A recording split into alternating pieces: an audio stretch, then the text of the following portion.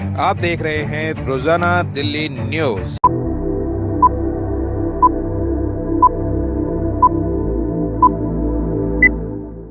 नई दिल्ली, मैं दीपक खुलबे, रोजाना दिल्ली न्यूज से।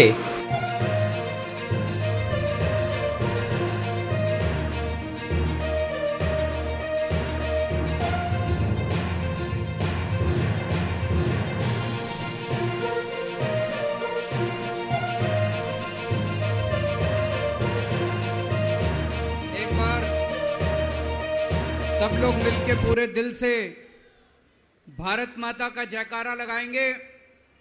भारत माता की, भारत माता की, इनकलाब, इनकलाब, वंदे वंदे।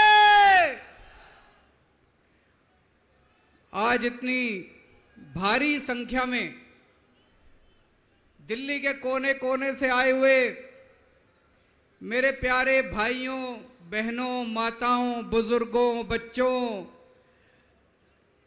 आप सब लोगों को मेरा नमस्कार, सबको मेरा प्रणाम। मैं देख रहा हूं जहां तक नजर जा रही है पीछे कम से कम 1 लाख लोगों के, यहां पे 1 लाख लोग मौजूद हैं। और मैं अभी आ रहा था, कम से कम 20-25 हजार लोग सड़कों पे इस वक्त रामलीला मैदान की तरफ बढ़ रहे हैं। इतनी भारी संख्या में आज लोग यहां आए हैं। अपनी बात शुरू करने के पहले आपसे पूछना चाहता हूं, आप में से कौन कौन मुझे प्यार करते हैं? जरा हाथ खड़े करके बताओ कौन कौन प्यार करता है। आपका बहुत बहुत शुक्रिया इस प्यार, इस मोहब्बत के लिए। लेकिन अब जो जो लोग मेरे से प्यार करते हैं, सबसे पहले एक बात आपसे मांगना चाहता हूं। जैसा अभी सौरभ भारद्वाज जी ने कहा, सब लोग अपने अपने मोबाइल फोन निकाल लो। अभी हम देख रहे हैं यहां पे कम से कम 40-50 वीडियो कैमरा, टीवी वालों के कैमरा मौजूद हैं। अब इस मैदान में 1 लाख कैमरे चालू हो जाएंगे, 1 लाख कैमरे। सब लोग अपना अपना फोन निकालो, फोन पे वीडियो रिकॉर्डिंग चालू करो, अपनी अपनी फेसबुक चालू करो और फेसबुक लाइव कर दो। इस रामलीला मैदान से अब एक साथ 1 लाख टीवी कैमरे लाइव चालू होंगे। 1 लाख टीवी कैमरे लाइव चालू होंगे। मैं सबसे पहले कपिल सिब्बल साहब का बहुत बहुत शुक्रिया अदा करता हूं। हमारे इनविटेशन पे आज वो आए। कई साल के बाद आज हम लोग रामलीला मैदान में इकट्ठे हुए हैं।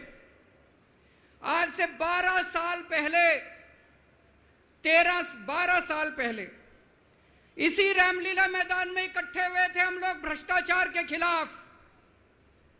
इस मंच को मैं नमन करता हूं।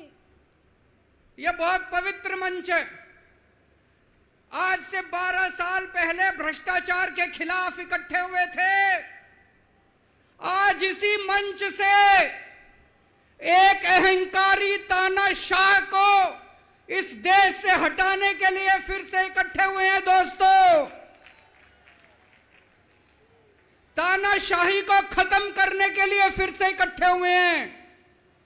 और जैसे उस वक्त भ्रष्टाचार के खिलाफ आंदोलन हमारा सफल हुआ था, आज इसी मंच से जो आंदोलन शुरू हो रहा है, हमारे देश के अंदर जो तानाशाही लाई जा रही है उसे खत्म करने का जो आंदोलन शुरू हो रहा है, जनतंत्र को खत्म करने का जो आंदोलन शुरू हो रहा है, संविधान को बचाने का जो आंदोलन आज शुरू हो रहा है, बहुत जल्दी इस आंदोलन को भी सफलता मिलेगी।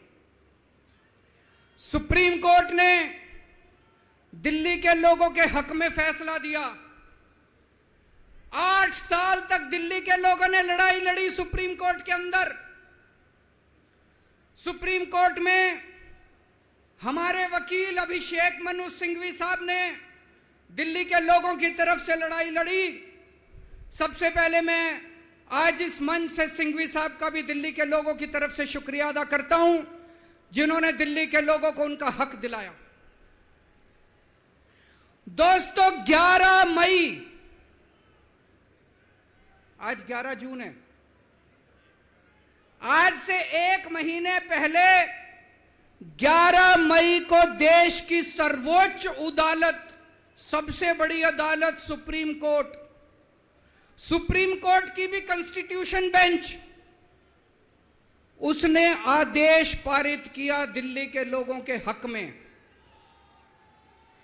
और उसके 8 दिन के बाद, 1 हफ्ते के बाद, 19 मई को देश के प्रधानमंत्री ने सुप्रीम कोर्ट के आदेश को खारिज कर दिया। दोस्तों, देश की सबसे बड़ी अदालत के फैसले को प्रधानमंत्री ने खारिज कर दिया। प्रधानमंत्री कहते हैं मैं सुप्रीम कोर्ट को नहीं मानता। देश के प्रधानमंत्री कहते हैं मैं सुप्रीम कोर्ट को नहीं मानता। 75 साल के भारत के इतिहास में पहली बार एक प्रधानमंत्री आया है जो कहता है मैं सुप्रीम कोर्ट को नहीं मानता। पूरे देश के लोग स्तब्ध हैं। पूरे देश के लोगों को यकीन नहीं हो रहा, इतना अहंकारी प्रधानमंत्री को इतना अहंकार। प्रधानमंत्री कहता है मैं सुप्रीम कोर्ट को नहीं मानता। देश के गली गली में चर्चा हो रही है, घर घर में चर्चा हो रही है, ये मोदी जी को क्या हो गया, इतना अहंकार हो गया इनको, इतना अहंकार हो गया इनको। दोस्तों, देश के अंदर अब जनतंत्र खत्म हो रहा है, इसी को तानाशाही कहते हैं। जब देश का प्रधानमंत्री कहता है मैं सुप्रीम कोर्ट को नहीं मानता, इसी को तानाशाही कहते हैं, इसी को हिटलर शाही कहते हैं, जनतंत्र खत्म होना कहते हैं। मैं बताना चाहता हूं आखिर इस सुप्रीम कोर्ट के आदेश में ऐसा क्या है। सुप्रीम कोर्ट ने ऐसा क्या कह दिया कि प्रधानमंत्री जी कह रहे हैं कि मैं सुप्रीम कोर्ट के आदेश को नहीं मानता। सुप्रीम कोर्ट ने अपने आदेश में बोला कि भारत एक जनतंत्र है, भारत में जनता सुप्रीम है, जनता अपनी सरकार चुनती है, उस सरकार को जनता के काम करने का पूरा अधिकार होना चाहिए। दिल्ली में भी लोग सरकार चुनते हैं, दिल्ली की सरकार को भी, जिस भी सरकार को दिल्ली के लोग चुनते हैं, चाहे इस पार्टी की सरकार हो चाहे उस पार्टी की सरकार हो, सुप्रीम कोर्ट ने कहा कि जो भी सरकार दिल्ली के लोग चुनते हैं, जनता सुप्रीम है, दिल्ली की जनता सुप्रीम है, उस सरकार को काम करने का अधिकार होना चाहिए। मैं आपसे पूछना चाहता हूं, क्या सुप्रीम कोर्ट ने गलत बोला? क्या प्रधानमंत्री को सुप्रीम कोर्ट का आदेश मानना चाहिए? मोदी जी कहते हैं मैं सुप्रीम कोर्ट का आदेश नहीं मानता। मोदी जी ने अध्यादेश पारित कर दिया और सुप्रीम कोर्ट के आदेश को खारिज कर दिया। मोदी जी का अध्यादेश क्या कहता है? प्रधानमंत्री जी ने यह जो अध्यादेश पारित किया, यह क्या कहता है? मोदी जी का अध्यादेश कहता है कि अब दिल्ली के अंदर जनतंत्र नहीं होगा, अब दिल्ली के अंदर तानाशाही चलेगी, अब दिल्ली के अंदर जनता सुप्रीम नहीं है, अब दिल्ली के अंदर एलजी सुप्रीम होगा। अब दिल्ली के अंदर चाहे जनता जिसको मर्जी वोट दे, चाहे जनता जिसकी मर्जी सरकार बनाए, प्रधानमंत्री जी कहते हैं सरकार तो मैं ही चलाऊंगा, मेरी तानाशाही चलेगी, अब जनता सुप्रीम नहीं है, जनता की नहीं चलेगी, जनता की सरकार की नहीं चलेगी। प्रधानमंत्री जी कहते हैं एलजी के जरिए मैं सरकार चलाऊंगा। 26 जनवरी 1950 को हमारे देश का संविधान लागू हुआ। बाबा साहब अंबेडकर ने संविधान बनाया। बाबा साहब अंबेडकर ने अपने संविधान में लिखा कि इस देश के अंदर जनतंत्र होगा, जनता सुप्रीम होगी। आज प्रधानमंत्री जी ने भारत के संविधान के परखच्चे उड़ा दिए। प्रधानमंत्री जी ने भारत का संविधान बदल दिया। प्रधानमंत्री जी कहते हैं अब जनता सुप्रीम नहीं होगी, अब एलजी सुप्रीम होगा। जनता सुप्रीम नहीं होगी, अब प्रधानमंत्री सुप्रीम होगा। प्रधानमंत्री जी कहते हैं अब दिल्ली की जनता की वोट की कोई कीमत नहीं होगी। यह तो सरासर अपमान है दिल्ली के लोगों का। प्रधानमंत्री जी कहते हैं दिल्ली की जनता जिसको मर्जी वोट दे, उस वोट की कोई कीमत नहीं है। दोस्तों, ये बीजेपी वाले रोज मेरा अपमान करते हैं, मेरे को गालियां देते हैं, गंदी गंदी गालियां देते हैं। मेरे को अपने मान और अपमान की कोई चिंता नहीं है, मैं कोई परवाह नहीं करता। मैं इनको वापस गाली नहीं देता, मेरे को गाली गलौज नहीं करनी आती, मेरे संस्कार नहीं सिखाते। मैं 24 घंटे अपने काम में व्यस्त रहता हूं, मेरे को काम से मतलब है। आप लोगों ने मेरे को इतना मौका दिया, इतनी जिम्मेदारी है, 24 घंटे काम करता हूं। ये लोग मेरे को जितनी मर्जी गाली दे लें, लेकिन इस बार इन लोगों ने आपका अपमान किया है, आपकी वोट की कीमत, आपका वोट का अपमान किया है। यह मैं बर्दाश्त नहीं कर सकता, आपके अपमान को मैं बर्दाश्त नहीं कर सकता। इसको किसी हालत में नहीं होने देंगे। दिल्ली के लोगों के वोट का जो इन्होंने अपमान किया है, मोदी जी ने तमाचा मारा है दिल्ली के लोगों को, इसको बर्दाश्त नहीं कर सकते। इसको ठीक करा के रहेंगे, इस अध्यादेश को खारिज करा के रहेंगे, सुप्रीम कोर्ट के आदेश को पालन करा के रहेंगे। करेंगे कि नहीं करेंगे?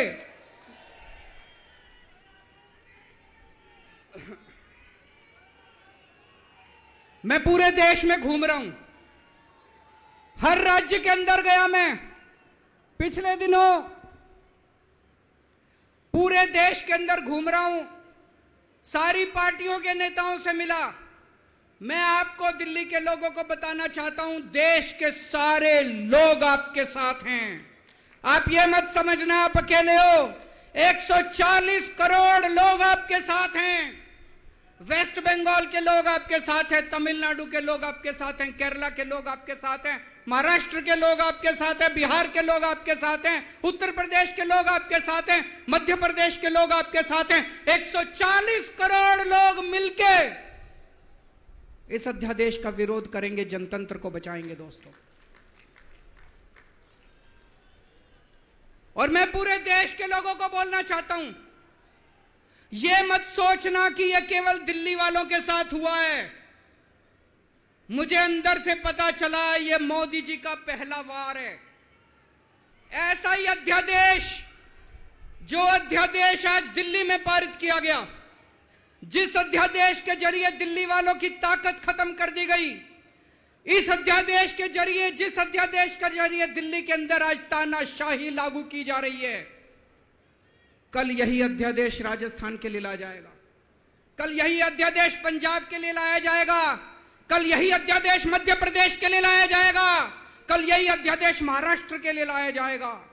इसे अभी रोकना पड़ेगा, सबको मिलकर अभी रोकना पड़ेगा दोस्तों।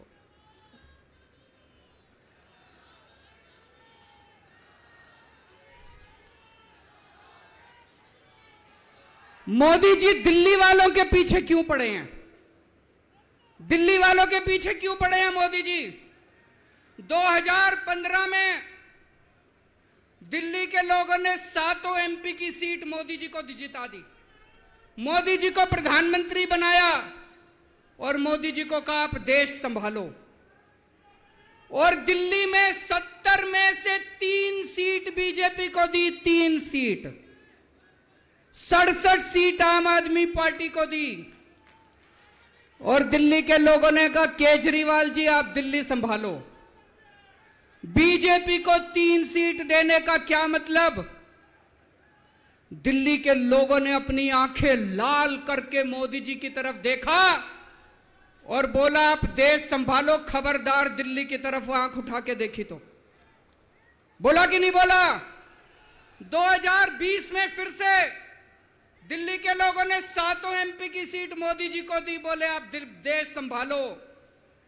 आम आदमी पार्टी को 70 में से 62 सीट दी, बोले केजरीवाल जी आप दिल्ली संभालो।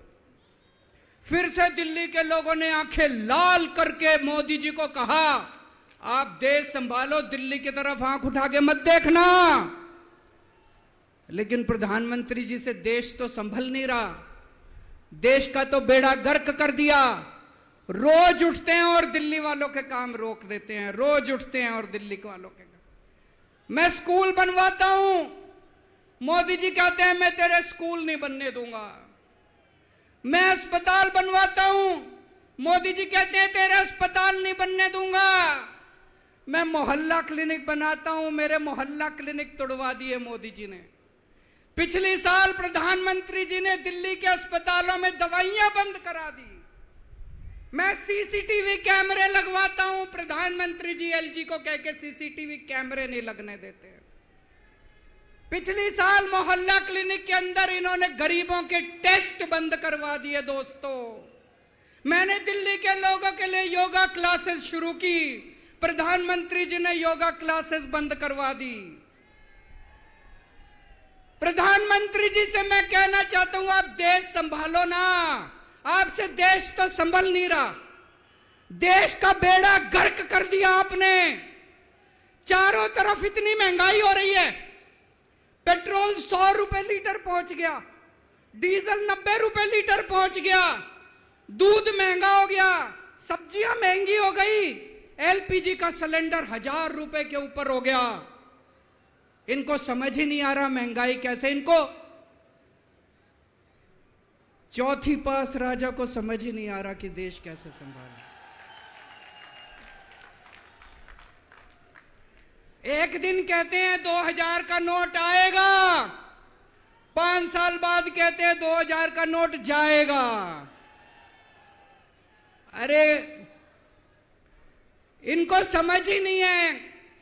आप लोगों ने कोई समझदार प्रधानमंत्री बनाया होता, कम से कम ये तो बता देगा 2000 का नोट आएगा कि जाएगा। चारों तरफ बेरोजगारी फैली हुई है, इनको समझ ही नहीं आ रहा बेरोजगारी कैसे दूर करें। चारों तरफ भ्रष्टाचार फैला हुआ है, इनको समझ ही नहीं आ रहा भ्रष्टाचार दूर कैसे करें। जीएसटी की वजह से व्यापारियों का बेड़ा गर्क हुआ पड़ा है, इनको समझ ही नहीं आ रहा जीएसटी को कैसे ठीक करें। पूरे देश का रेलवे में मेरी आप लोगों से गुजारिश है, एक टेस्ट करके देखना। कोई second class AC, third AC, second class की टिकट खरीद लेना, सेकंड क्लास स्लीपर की। एक बारी रेल में जाके देखो इन्होंने रेलवे का क्या हाल कर दिया। पूरी रेलवे का बेड़ा गर्क कर दिया। अच्छा खासा चलता हुआ रेलवे इन्होंने बेड़ा गर्क कर दिया इन लोगों ने। 2002 में प्रधानमंत्री जी गुजरात के मुख्यमंत्री बने। 12 साल गुजरात के मुख्यमंत्री रहे। पिछले 9 साल से देश के प्रधानमंत्री हैं। 21 साल हो गए मोदी जी को राज करते करते, 21 साल। 2015 में मैं दिल्ली का मुख्यमंत्री बना। मेरे को 8 साल हो गए दिल्ली पे राज करते करते। आज मैं चैलेंज करता हूं और देश की जनता को अपील करता हूं, मोदी जी के 21 साल, मेरे 8 साल, दोनों के देख लो किसने ज्यादा काम किया। केजरीवाल ने ज्यादा काम करा। केजरीवाल ने 8 साल में ज्यादा काम करा कि मोदी जी ने 21 साल में ज्यादा काम करा। अरे इनसे काम तो होता नहीं है। देश के अंदर जो अच्छा काम करता है उसको रोकने की कोशिश करते हैं। ये आज दिल्ली के सारे अच्छे काम रोकना चाहते हैं। मोदी जी के पास तो फुल पावर थी 21 साल, मेरे को तो इन्होंने काम भी नहीं करने दिए, हर काम में टांग अड़ाया। फिर भी मेरे 8 साल उठा के देख लो, कितने स्कूल बनवा दिए, कितने अस्पताल बनवा दिए, लोगों का इलाज मुफ्त कर दिया, लोगों के बच्चों को पढ़ाई दे रहे हैं अच्छी, बिजली मुफ्त कर दी। मैंने बिजली मुफ्त करी। मोदी जी कह रहे हैं फ्री की रेवड़ी बांट रहा है। अरे गरीबों के हाथ में अगर 4 रेवड़ी रख दी तो कौन सा बुरा हो गया। मोदी जी आपने तो रेवड़ी नहीं, पूरा का पूरा रेवड़ा उठा के अपने दोस्त को दे दिया। पूरा का पूरा देश उठा के अपने दोस्त को दे दिया। पूरा की पूरी केंद्र सरकार उठा के अपने दोस्त को फ्री में दे दी। मैंने तो 4 रेवड़ी रखी थी एक एक हाथ में, गरीबों के हाथ में, आपने तो रेवड़ा ही उठा के दे दिया सारा का सारा। अब लोग प्रधानमंत्री जी से पूछने लगे हैं कि केजरीवाल ने इतने स्कूल बना दिया, आपने क्या किया। उनके पास कोई जवाब नहीं है। अभी पिछले साल में गुजरात का चुनाव लड़ने गया,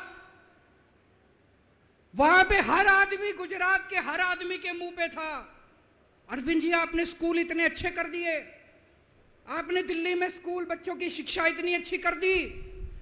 तो एक दिन प्रधानमंत्री जी ने सोचा कि मैं भी जाके स्कूल में फोटो खिंचवाऊंगा।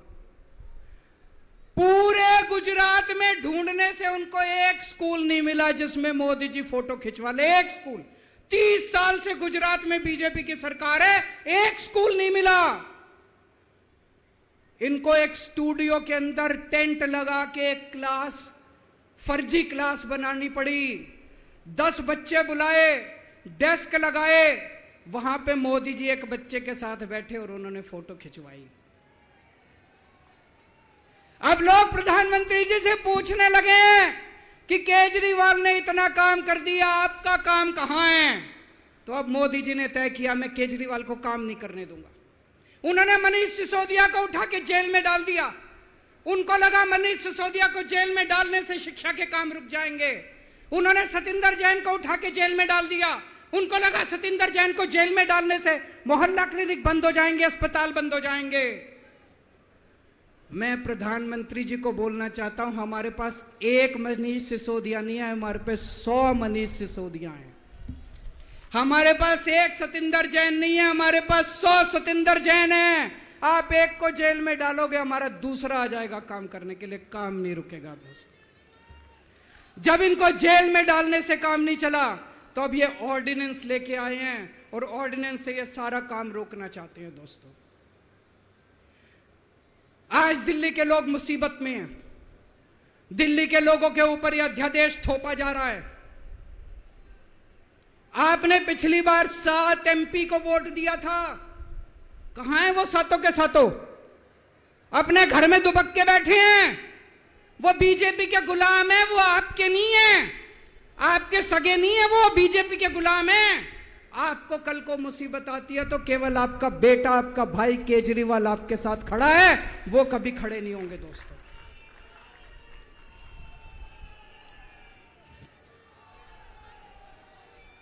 और अंत में मैं आपको एक कहानी सुनाना चाहता हूं।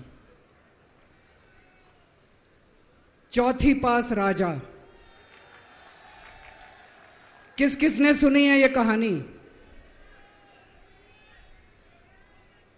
इस कहानी का महात्म्य है कि इस कहानी को जितनी बार सुनोगे, जितनी बार सुनाओगे, उतनी भगवान की कृपा आपके परिवार के ऊपर बरसेगी।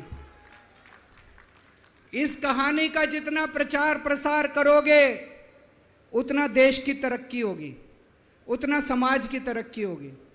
तो जिन लोगों ने कहानी सुनी है वो भी बड़े ध्यान से दोबारा सुनना, अच्छे से सुनना और इसका खूब प्रचार प्रसार करना।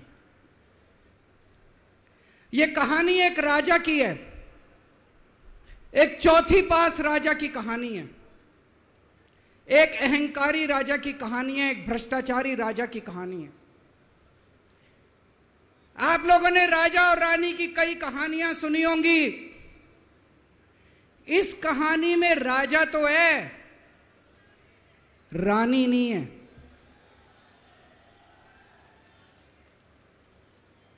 तो एक महान देश था, कई हजार साल पुराना देश। उस देश के एक गांव में एक बच्चा पैदा हुआ, बहुत गरीब घर में एक बच्चा पैदा हुआ।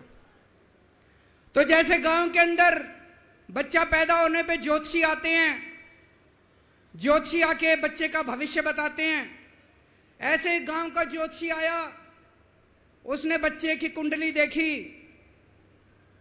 और बच्चे की मां को बोला कि माई, तेरा बेटा बड़ा होके बहुत बड़ा सम्राट बनेगा। माई को समझ नहीं आया, मैं इतनी गरीब, मेरा परिवार इतना गरीब, मेरा बेटा सम्राट कैसे बनेगा। खैर, बच्चा धीरे धीरे बड़ा होने लगा। गांव के सरकारी स्कूल में उसका एडमिशन करा दिया। उसका पढ़ने लिखने में मन नहीं लगता था।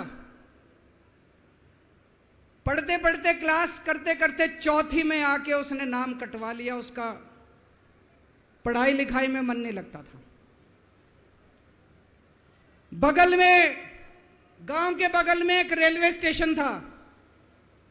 घर में बहुत गरीबी थी।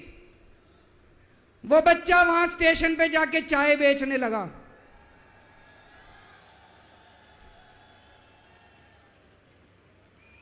चाय बेच के अपना गुजारा करता था। वो भाषण बहुत अच्छा देता था, बचपन से ही बड़ा अच्छा भाषण देता था। गांव के लड़कों को इकट्ठा कर लेता और भाषण देना चालू करता। धीरे धीरे आसपास के गांव में फैल गया कि यह बच्चा भाषण बड़े अच्छे देता है। आसपास के लड़के भी इकट्ठे हो गए और जो मर्जी टॉपिक हो भाषण देना चालू कर देता था और रुकता ही नहीं था, घंटों घंटों तक भाषण देता रहता था। बच्चा बड़ा हुआ। ज्योतिषी ने कहा था बड़ा होके बच्चा उस महान देश का सम्राट बन गया। लेकिन राजा तो अनपढ़ था, उसे तो कुछ आता नहीं था।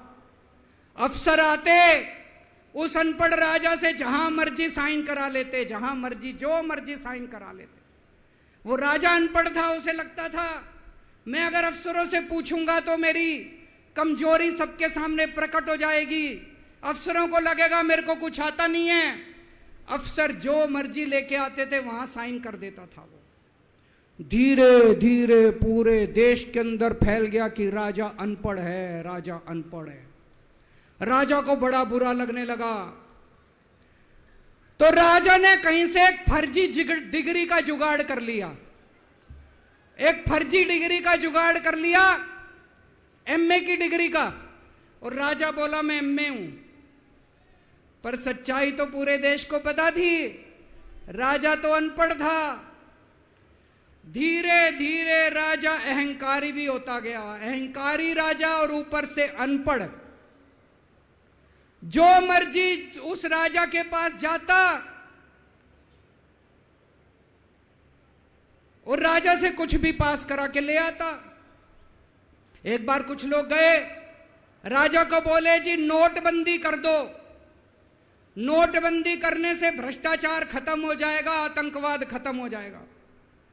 राजा को कुछ समझ नहीं आया। राजा की खूब चमची मारी उन्होंने। राजा ने एक दिन शाम को टीवी पे आके 8 बजे नोटबंदी कर दी। पूरे देश का बेड़ा गर्क हो गया दोस्तों। लंबी लंबी बैंकों के सामने लाइनें लग गई।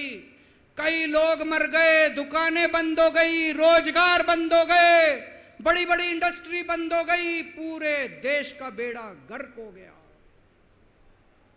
फिर एक दिन कोई आके बोला जी 2000 का नोट ले आओ। राजा 2000 का नोट ले आया।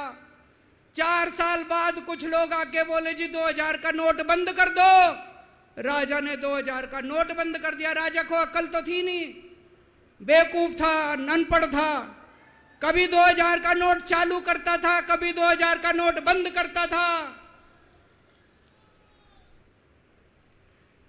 एक बार कुछ लोग आके बोले जी ये किसानों के कानून बना दो, इस कानून से किसानों का भला होगा। राजा ने कानून बना दिए। पूरे देश के किसान सड़कों पे उतर आए। 750 किसान मर गए आंदोलन में।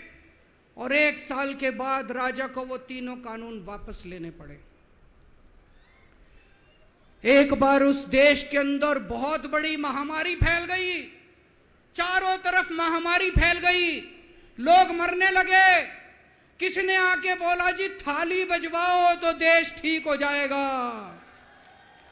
तो राजा ने पूरे देश में थाली और चम्मच बजवा दिए। महामारी तो नहीं बची, महामारी तो फैली रही। किसी ने आके कहा जी डॉक्टरों की जरूरत पड़ेगी, दवाइयों की जरूरत पड़ेगी, इंजेक्शन की जरूरत पड़ेगी, तब महामारी रुकेगी। राजा अपने दोस्तों का बड़ा ख्याल रखता था। उसके दोस्त थे। एक दोस्त ने 10,000 करोड़ रुपए चोरी कर लिए, राजा ने उसको देश से भगा दिया। दूसरे दोस्त ने 20,000 करोड़ चोरी कर लिए, राजा ने उसको भी देश से भगा दिया। पर एक दोस्त ऐसा था जिससे राजा की ज्यादा ही दोस्ती थी। कौन था?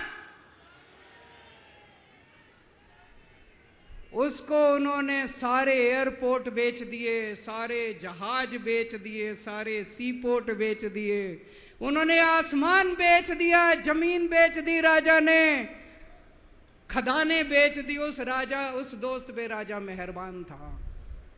राजा का एक और दोस्त था। वो दोस्त इतना गंदा था कि उसने कुछ अंतर्राष्ट्रीय खिलाड़ी महिलाओं के साथ बदतमीजी करी, लेकिन राजा ने दोस्ती नहीं छोड़ी। मजाल जो उस दोस्त के ऊपर कोई आंच आ जाए, राजा उस दोस्त के साथ खड़ा रहा, लेकिन उसने खिलाड़ियों का सुना। राजा का एक और दोस्त था। उस दोस्त ने किसानों के ऊपर गाड़ी चढ़ा दी, रौंद दिया, कुचल दिया किसानों को। राजा ने अपनी दोस्ती नहीं छोड़ी। इस बात पे तो दाद देनी पड़ेगी कि राजा दोस्तबाज था, एक नंबर का दोस्तबाज था। चारों तरफ अत्याचार हो गया, चारों तरफ देश के अंदर इनके अपने लोग जो थे वो बलात्कार करने लगे, गलत काम करने लगे, हाहाकार मच गया। जो राजा के खिलाफ बोलता, राजा उसको पकड़ के जेल में डाल देता। एक दिन एक पत्रकार ने कार्टून बना दिया राजा के खिलाफ, उस पत्रकार को उठा के जेल में डाल दिया। एक दिन एक किसी पत्रकार ने उनके खिलाफ कुछ लिख दिया, उसको पकड़ के जेल में डाल दिया। जो राजा के खिलाफ बोले उसका बेड़ा गर्क। कोई जज अगर उस राजा के खिलाफ ऑर्डर करता था, राजा उसको बख्शता नहीं था। चारों तरफ अत्याचार, महंगाई, बेरोजगारी। ऊपर आसमान में देवता ये सब देख रहे थे कि पृथ्वी के ऊपर कितना घनघोर अत्याचार हो रहा है। सारे देवता इकट्ठे हुए, देवताओं ने मीटिंग करी। सारे देवता मिलकर शिवजी महाराज जी के पास गए और कहा, महाराज कुछ करो, पृथ्वी के ऊपर अन्याय हो गया, अत्याचार हो गया, चारों तरफ बलात्कार, चारों तरफ हाहाकार मचा हुआ है, जनता परेशान हो रही है। पृथ्वी जी, शिवजी महाराज जी ने अपनी तीसरी आंख खोली और दोस्तों यहां प्रचंड पृथ्वी के ऊपर अजीब अजीब घटनाएं घटने लगी। उज्जैन के अंदर महाकाल की 6 सप्तऋषियों की बड़ी बड़ी 10 फुटा भारी भारी मूर्तियां थी।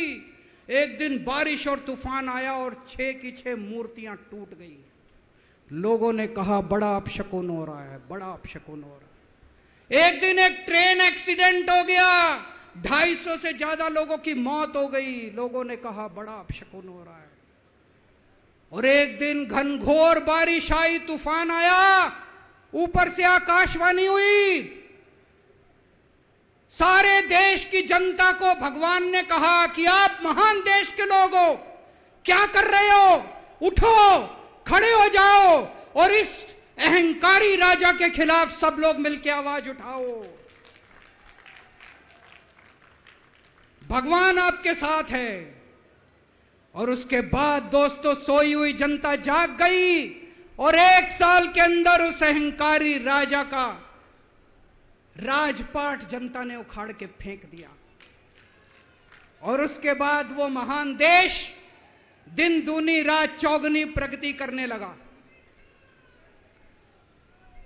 ये कहानी बड़ी पवित्र कहानी है। इस कहानी को सुनने से और सुनाने से परिवार का, समाज का और देश का बहुत भला होता है। इसे ज्यादा से ज्यादा शेयर कीजिए, ज्यादा से ज्यादा लोगों तक पहुंचाइए, ताकि ज्यादा से ज्यादा लोग इसे सुन सकें, इसे समझ सकें। अंत में आपसे एक ही विनती है, अगली बार वोट डालने जाओ तो ऐसे आदमी को वोट डालना, ऐसे आदमी को प्रधानमंत्री बनाना जो कम से कम इतनी तो समझ रखता हो कि 2000 का नोट कैंसिल करना है कि चालू करना है। कपिल सिब्बल साहब एक बहुत अच्छी लड़ाई लड़ रहे हैं। इनकी एक वेबसाइट है, इंसाफ के सिपाही। आप लोग, सब लोग ज्यादा से ज्यादा इस वेबसाइट पे जाके इसको लॉगिन करें, रजिस्टर करें और हम सब लोगों को मिलके अपने महान देश भारत देश के लिए काम करना है। भारत माता की। सभी साथी राष्ट्रगान के लिए अपनी अपनी जगह खड़े हो जाएंगे। सभी साथी जो जहां पे भी हैं, चल रहे हैं, तो वो अपनी जगह रुक जाएं। राष्ट्रगान के लिए अगर आप चैनल पर नए हैं तो वीडियो लाइक करें, वीडियो शेयर करें और चैनल को सब्सक्राइब करें। बेल आइकॉन को भी दबाएं ताकि लोड किया वीडियो आप तक पहुंचे। अपने इलाके की न्यूज़ चैनल पर दिखाने के लिए 9999306595 पर अपना वीडियो संदेश के साथ भेजें। धन्यवाद।